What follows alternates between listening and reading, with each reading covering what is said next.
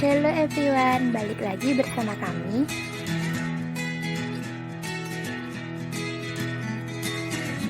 Pada bab ini kita akan membahas mengenai kebijakan akuntansi.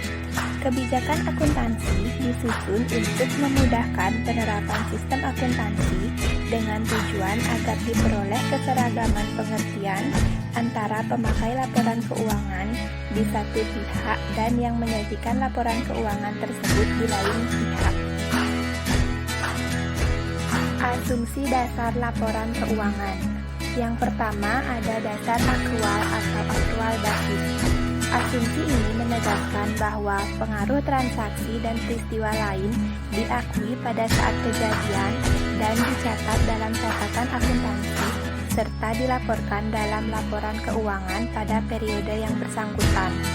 Yang kedua ada kelangsungan usaha atau going concern.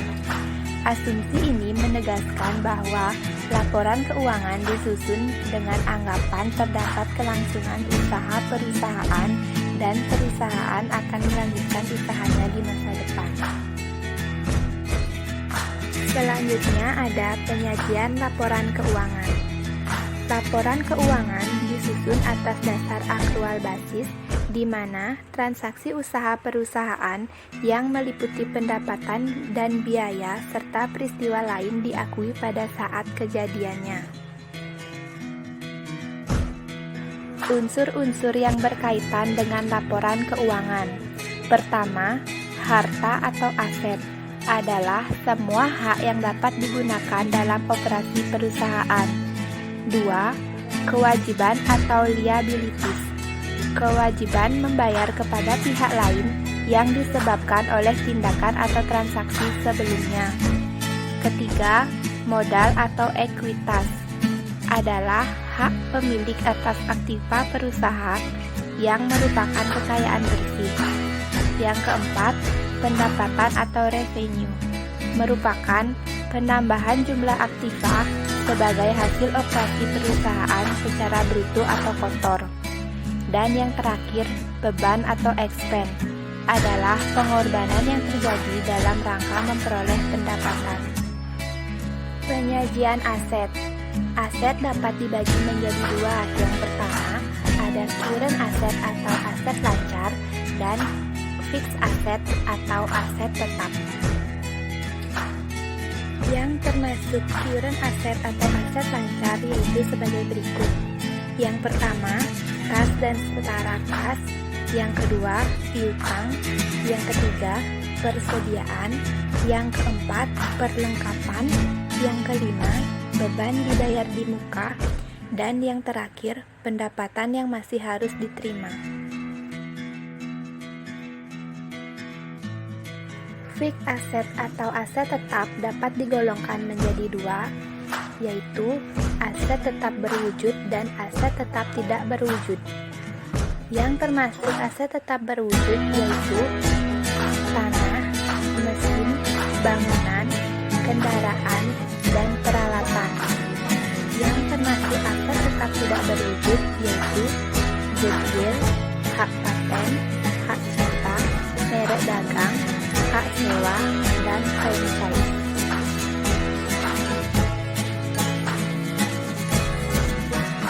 Selanjutnya ada penyajian kewajiban.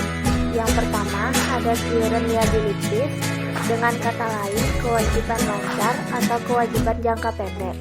Yang kedua ada long term liabilities, dengan kata lain kewajiban jangka panjang. Current liabilities dengan kata lain kewajiban lancar atau kewajiban jangka pendek merupakan kewajiban yang harus dilunasi dalam waktu tidak lebih dari 1 tahun atau 1 siklus normal operasi perusahaan. Yang termasuk ke dalam current liabilities antara lain, yang pertama ada utang dagang atau utang usaha, yang kedua ada utang beban, yang ketiga ada pendapatan diterima di muka.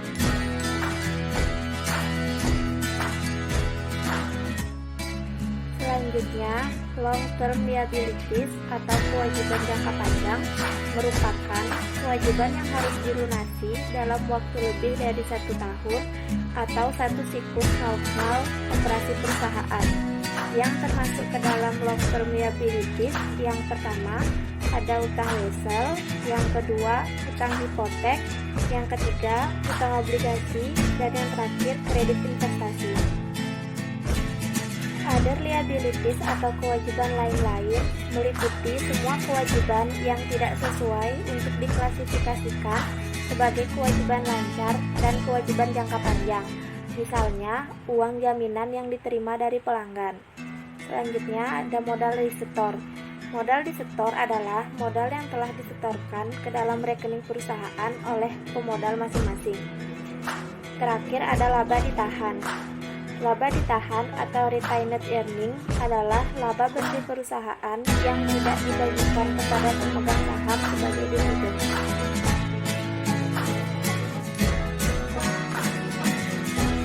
Selanjutnya ada penyajian pendapatan. Yang pertama, pendapatan usaha atau operasional merupakan pendapatan yang diperoleh perusahaan dalam rangka kegiatan utama. Misalnya, pendapatan servis bagian perusahaan, jasa, dan penjualan bagi perusahaan dagang. Yang kedua, pendapatan lain-lain atau non-operasional merupakan pendapatan yang diperoleh di luar usaha pokok yang sifatnya tidak tetap. Misalnya, pendapatan bunga dari perusahaan non-bank dan pendapatan komisi bagi perusahaan dagang.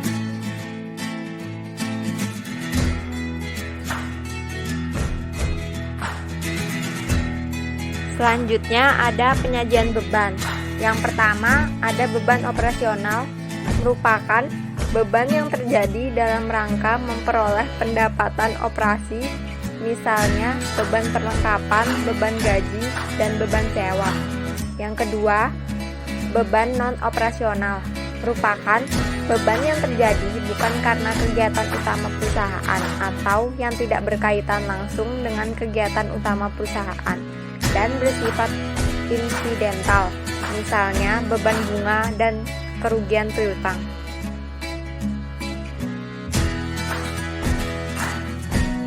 Yang terakhir ada penyajian transaksi khusus. Penyajian transaksi khusus dibagi menjadi dua. Yang pertama, transaksi dalam valuta asing. Transaksi dalam mata uang asing dicatat dalam mata uang rupiah dengan menggunakan nilai kurs tengah di Bank Indonesia pada saat terjadinya transaksi. Penyajian di laporan keuangan atas piutang atau utang dalam mata uang asing disajikan dalam rupiah berdasarkan nilai kurs per tanggal laporan. Yang kedua, transaksi dengan pihak yang mempunyai hubungan istimewa. Transaksi dengan pihak yang mempunyai hubungan istimewa atau afiliasi perusahaan adalah transaksi yang dilakukan dengan pihak tertentu yang mempunyai kemampuan untuk mengendalikan perusahaan atau mempunyai pengaruh signifikan dalam proses pengambilan keputusan keuangan dan operasional perusahaan. Transaksi ini dapat berupa piutang hubungan istimewa dan utang hubungan istimewa.